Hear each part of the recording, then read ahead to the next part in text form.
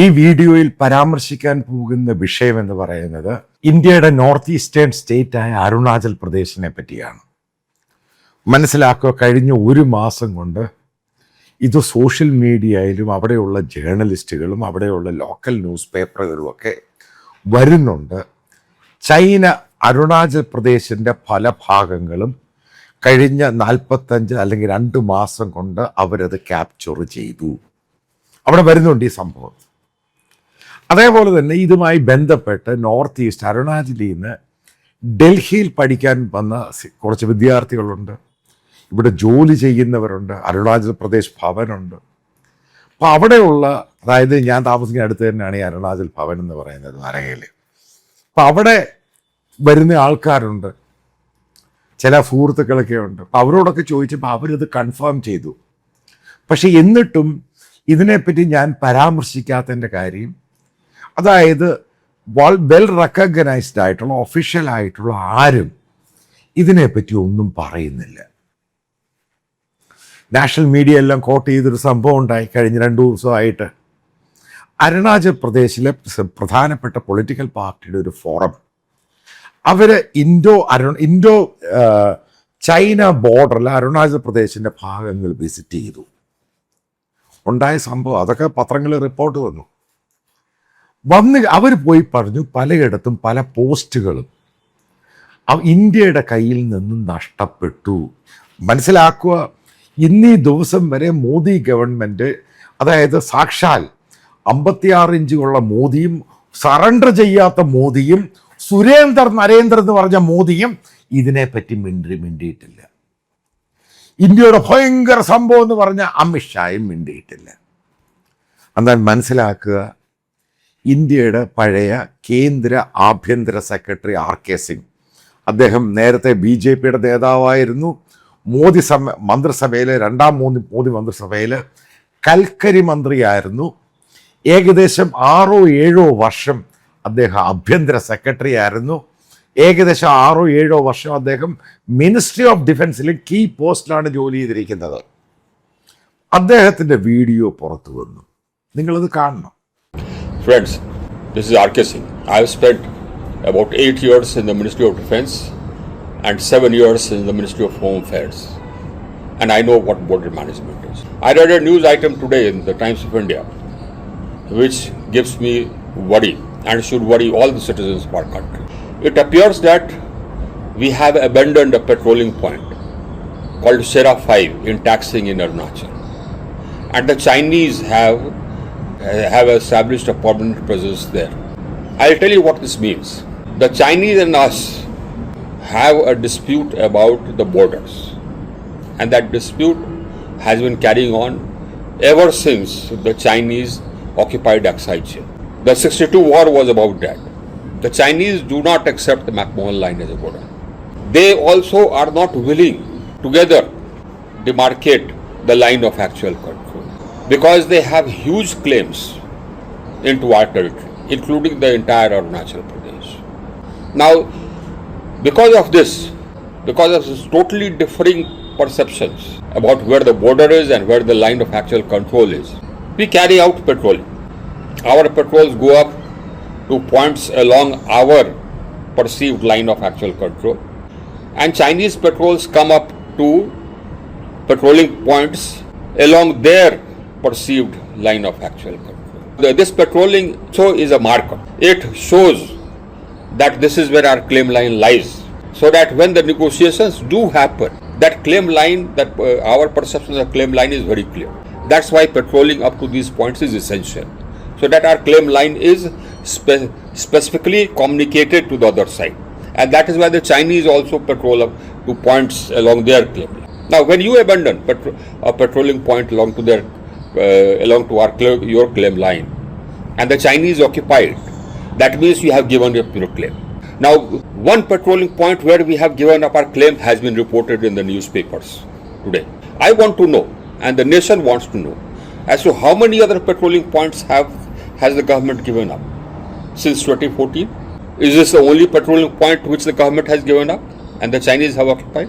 Or are there other patrolling points which were given up by this government, patrolling points which were being patrolled where our patrols used to go before 2014? The government needs to answer this because this concerns the whole country. And this also gives a message about how pusillanimous, I will call it, this government is. That it can't stand up for even its claims, even the claim of the country. Let the government come clean on this issue. And let the government come clean on how many patrolling points they have abandoned since 2014. This is a question which the nation is asking. And the defense minister needs to answer, the prime minister needs to answer. Because giving up a claim on any point is not possible without the approval of the prime minister. So we want to know, and this country wants to know. ഈ വീഡിയോയ്ക്കകത്ത് അദ്ദേഹം കൃത്യമായിട്ട് പറയുന്നുണ്ട്, അതായത് ഇന്ത്യയുടെ കഴിഞ്ഞ 2024 ശേഷം Indian പട്ടാളക്കാർക്കും Indian അതിർത്തി സുരക്ഷാ സേനയ്ക്കും ഇൻഡോ ചൈന ബോർഡറിൽ അവിടെ പെട്രോളിംഗ് നടത്താൻ പറ്റുന്നില്ല. അത് ഗവൺമെൻറ് ഓഫ് ഇന്ത്യ ആക്സെപ്റ്റ് ചെയ്തു. 2 ദിവസം മുമ്പ് ഇന്ത്യയുടെ എക്സ്റ്റേണൽ അഫേഴ്സിൻ്റെ സീനിയർ ആയിട്ടുള്ള ഒഫീഷ്യൽ പറഞ്ഞു അവരെ തടഞ്ഞിട്ടുണ്ട്, പ്രശ്നമുണ്ടായി. ആദ്യം മനസ്സിലാക്കണം എന്താണ് ഇൻഡോ അരുണാചൽ ബോർഡർ. അതേപോലെ തന്നെ നിങ്ങൾ മനസ്സിലാക്കണം അരുണാചൽ പ്രദേശിൻ്റെ പല ഭാഗങ്ങളും ചില വില്ലേജുകൾ ഉൾപ്പെടെ അവിടെ ചൈനയുടെ മാപ്പ് മാറ്റിയിട്ട് ചൈനയുടെ പേരുകൾ, ചൈനീസ് പേരുകൾ അവിടെ ഉണ്ടാക്കി അവരത് ഇട്ടത് ഗ്ലോബലായിട്ടത് പബ്ലിഷ് ചെയ്ത് കഴിഞ്ഞു. മനസ്സിലാക്കുക, ഈ പറയുന്ന സംഘപരിവാർ കക്ഷികൾ, ചാണകങ്ങൾ ഇന്ന് വരെ ഇതിനെപ്പറ്റി മിണ്ടിയിട്ടില്ല. എന്തുകൊണ്ടാണ് ഈ സംഭവം മിണ്ടാത്തത്? എന്തുകൊണ്ടാണ്? ചൈനയെ പേടിയാണോ? ചൈനയെ പേടിയ, ഭയങ്കര പേടിയ. കാരണം ഇപ്പോൾ ഇന്ത്യയെ സപ്പോർട്ട് ചെയ്യാൻ ആരുമില്ല, അതാ കാരണം. നല്ല പേടിയ. ഗാൽവാൻ ഇഷ്യൂ അറിയാം, അവിടെയും മോദി കള്ളമാണ് പറഞ്ഞിരിക്കുന്നത്. ഗാൽവാനിൽ നമ്മുടെ സ്ഥലം നമ്മുടെ പ്രദേശം പോയിട്ടുണ്ട്, ശരിക്കും പോയിട്ടുണ്ട്, ലഡാക്കിൽ പോയിട്ടുണ്ട്. യാഥാർത്ഥ്യം ഇതൊക്കെ തന്നെയാണ്. പക്ഷേ ഈ പറയുന്ന ഹിന്ദുത്വയും മോദിയും സംഘപരിവാറും RSSും അവരൊന്നും ഇത് അംഗീകരിക്കത്തില്ല. അതിൻ്റെ കാര്യം എന്താ? നിങ്ങൾ കണ്ടു കാണും, കഴിഞ്ഞ ഒരു 6-7 മാസം മുമ്പ് ചൈനീസ് കമ്മ്യൂണിസ്റ്റ് പാർട്ടിയുടെ ഡെലിഗേറ്റുകൾ വന്നത് RSSൻ്റെ ഡൽഹിയിലുള്ള ഓഫീസിലാണ്. അവരുമായിട്ട് ഏകദേശം 3-4 മണിക്കൂർ ചർച്ച. അവിടെയുള്ള കമ്മ്യൂണിസ്റ്റ് പാർട്ടിയുടെ അവിടുത്തെ ഡെലിഗേറ്റ് ഹയർ ഒഫീഷ്യൽസ് എന്തിനാണ് ഇവിടെ വന്ന RSSൻ്റെ ഇവരുമായിട്ട് ചർച്ച നടത്തിയത്? ഇങ്ങനെ പല ചോദ്യങ്ങളുണ്ട്. ഇതാണ് തമാശയെന്ന് പറയുന്നത്. ഇതാണ് ഞാൻ പറയുന്നത്, ഇന്ത്യയുടെ ഇപ്പോഴത്തെ പ്രധാനമന്ത്രിയും BJPയും അതേപോലെ തന്നെ സംഘപരിവാറും കീഴടങ്ങലിലാണ് പൂർണ്ണമായിട്ട്. അമേരിക്കയോട് മാത്രമൊന്നുമല്ല, ചൈനയോടും അങ്ങനെ തന്നെയാണ്. ഇതാണ് ഉണ്ടായത്. ആദ്യം മനസ്സിലാക്കുക, ഇന്ത്യ അരുണാചൽ, അതായത് അവിടെ ഇന്ത്യ ചൈന ബോർഡറിൽ നിങ്ങൾ ഉദ്ദേശിക്കരുത് ഈ ബോർഡറിൻ്റെ ഏകദേശം തൊട്ടടുത്തൂടെയാണ് ഈ പെട്രോളിങ്, ഈ റോഡുള്ളത്. അങ്ങനല്ല ഇത്. ചൈന പറയുന്ന പല ഭാഗങ്ങൾ ആ മാപ്പ് എടുത്ത് നോക്കുക. ഈ ഭാഗത്തിൻ്റെ 16, 22, 30 കിലോമീറ്റർ ദൂരെ മാറിയാണ്, അതായത് ഇന്ത്യൻ ആ ബോർഡറിൽ നിന്ന് ഇന്ത്യൻ ടെറിട്ടറിയിൽ ദൂരെ മാറിയാണ് ഈ പെട്രോളിംഗ് ഉള്ളതും ചില വില്ലേജുകളുള്ളത്. അതാണ് മനസ്സിലാക്കേണ്ടത്. ബോർഡറിനോട് ചേർന്നല്ല ഇത് പോകുന്നത്. അവിടെ കാരണം ഇതൊന്നും വേലി കെട്ടിയിട്ടില്ല. അവിടെ പറയുന്നത്, അതായത് ചൈന പറയുന്നത്, ആ വില്ലേജുകളിൽ പോലും, അതായത് ഇന്ത്യൻ ടെറിട്ടറിയിലുള്ള വില്ലേജുകളിൽ പോലും അവിടെ ഇന്ത്യൻ ഡിഫൻസിൻ്റെ പോസ്റ്റുകളുണ്ട്, സെക്യൂരിറ്റി ഗാർഡ്സിൻ്റെ. അവിടെ പോലും ഇന്ത്യൻ പട്ടാളക്കാർ വരാൻ പാടില്ല, അത് ചൈനയുടേതാണ്. ഇതാണ് തമാശ. ഇനി നമ്മൾ ഇതുമായി ബന്ധപ്പെട്ട ചില ജിയോ പൊളിറ്റിക്കൽ ഇഷ്യൂവായിട്ട് പോകാം. കേരളത്തിലെയും ഈ പറയുന്ന നാഷണൽ മീഡിയ ഒക്കെ പറയുന്നുണ്ട് അമേരിക്കയെ ഞങ്ങൾ വിരട്ടും, മോദി അമേരിക്കയെ വിരട്ടും, തിരട്ടും, ഓടിക്കും എന്നൊക്കെ പറഞ്ഞു. അന്ന് ഞാൻ വളരെ കൃത്യമായിട്ട് പറഞ്ഞു, ഇന്ത്യക്ക് നമ്മൾ ഡെവലപ്ഡ് നേഷൻ അല്ല. ഈ പറയുന്ന അമേരിക്കയും ചൈനയും അതേപോലെയുള്ള ഡെവലപ്ഡ് നേഷൻ പോലെ അവരുടെ പോലൊരു പട്ടാളത്തിൻ്റെ ഹൈ എൻഡ് ടെക്നോളജി ഒന്നും നമ്മുടെ കയ്യിലില്ല. ഞാൻ പല വീഡിയോയിലും പറഞ്ഞിട്ടുണ്ട്. അതിൻ്റെ കാര്യമെന്ന് പറയുന്നത് നമ്മൾ അത്രമാത്രം ഡെവലപ്ഡ് ആയിട്ടില്ല. അതുകൊണ്ട് നമുക്കൊരു ഗോഡ് ഫാദറിനെ വേണം. കാരണം നമ്മുടെ ഡിപ്ലോമസി ഈ പറയുന്ന പോലൊന്നും ചലിപ്പിക്കാൻ നമ്മളെ കൊണ്ട് പറ്റില്ല. പക്ഷെ എന്ന് മുതൽ നമ്മൾ അമേരിക്കയുടെ കൂടെ നിന്നു, സാക്ഷാൽ ട്രംപിൻ്റെ കൂടെ നിന്നു, നമുക്ക് ഈ റെസ്പെക്റ്റ് ഉണ്ടായിരുന്നു. ഇന്ന് ഇത്രമാത്രം പ്രശ്നമുണ്ടായി. നിങ്ങൾ മനസ്സിലാക്കണം, നമ്മുടെ കൂടെ നിൽക്കാൻ അമേരിക്കയില്ല. റഷ്യ 100% ചൈനയുടെ കൂടെയാണ്. കാരണം അങ്ങനെയാണ് അവരുടെ ആ രാജ്യമായിട്ടുള്ള പഴയ അവരുടെ ബന്ധം. അവർ ചൈനയെ വിട്ട് ഇന്ത്യയുടെ കൂടെ നിൽക്കുകയില്ല. ഇന്ത്യ പാകിസ്ഥാൻ ഇഷ്യൂവിൽ ഇന്ത്യയുടെ കൂടെ നിൽക്കും, പക്ഷെ ചൈനീസ് ഇഷ്യൂവിൽ ഇന്ത്യയുടെ കൂടെ നിൽക്കുകയില്ല. ഈ പറയുന്ന നാറ്റോ യൂറോപ്യൻ രാജ്യങ്ങൾ, ബ്രിട്ടൻ ആണെങ്കിലും ഫ്രാൻസ് ആണെങ്കിലും ജർമ്മനി ആണെങ്കിലും ഈ കാര്യത്തിൽ അവരൊരു നിലപാടെടുക്കുന്നത് എങ്ങനെയായിരിക്കും അമേരിക്കൻ ഗവൺമെൻറ് അഡ്മിനിസ്ട്രേഷൻ നിലപാടെടുക്കുന്നത്, അതിനനുസരിച്ച് നമ്മളെ പിന്തുണയ്ക്കുകയുള്ളൂ. ഇതാണ് നമ്മൾ പറഞ്ഞ ഗ്ലോബലി മോദിയുടെയും ജയശങ്കറിൻ്റെയും മണ്ടത്തരം. ഇന്ത്യയെ ഐസൊലേറ്റ് ചെയ്യിപ്പിച്ചു. ഇതാണ് യാഥാർത്ഥ്യം. മോദി ഉദ്ദേശിക്കുന്ന അയാളുടെ കൂടെ നിൽക്കാൻ പറ്റിയത് മെലോണി ആയിരിക്കും. അതേപോലെ ചെറിയ ചെറിയ രാജ്യങ്ങൾ, ആ രാജ്യങ്ങൾക്ക് എന്ത് പ്രസക്തിയാണ് ഉള്ളത്? ഈ ഗ്ലോബൽ എറീനയിൽ പ്രസക്തിയുള്ള ഏറ്റവും വലിയ രാജ്യം അമേരിക്കയാണ്. റഷ്യക്ക് പ്രാധാന്യമില്ലാതായി.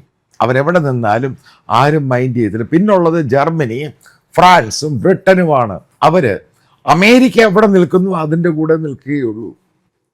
ഇന്നത്തെ ഒരു സന്ദർഭത്തിൽ അറേബ്യൻ രാജ്യങ്ങൾ പോലും ഇന്ത്യയുടെ കൂടെ നിൽക്കുകയില്ല. ഇതാണ് ജിയോ പൊളിറ്റിക്സിൽ ഇന്ത്യ എന്ന് പറഞ്ഞ രാജ്യം മോദിയുടെ മരമണ്ടത്തരവും കൊണ്ട് ഐസൊലേറ്റഡ് ആയി പോയത്. ഞാൻ അമേരിക്കയുമായിട്ട് തെറ്റിയപ്പോഴും ഇഷ്യൂ പറഞ്ഞിരുന്നു, ഇന്ത്യയെ പിന്തുണയ്ക്കാൻ ഗ്ലോബൽ ഫോറങ്ങളിൽ ആളില്ലാതാകും, നമ്മൾ കംപ്ലീറ്റ് ഐസൊലേറ്റഡ് ആയി പോകും. മണ്ടത്തരമാണ് ഈ കാണിക്കുന്നത് മുഴുവൻ. അതായത് ശക്തിയുള്ള, അതായത് പവർഫുള്ളായ ഒരു രാജ്യത്തിൻ്റെ കൂടെ നമ്മൾ നിൽക്കുമ്പോഴാണ് അവൻ്റെ സപ്പോർട്ട് ബേസ് എല്ലാം കയറി വരുന്നത്. ഇപ്പം ആരും നമുക്ക് സപ്പോർട്ടില്ല. യഥാർത്ഥത്തിൽ ചൈന ഇന്ത്യയെ ബുൾഡോസ് ചെയ്യുകയാണ്.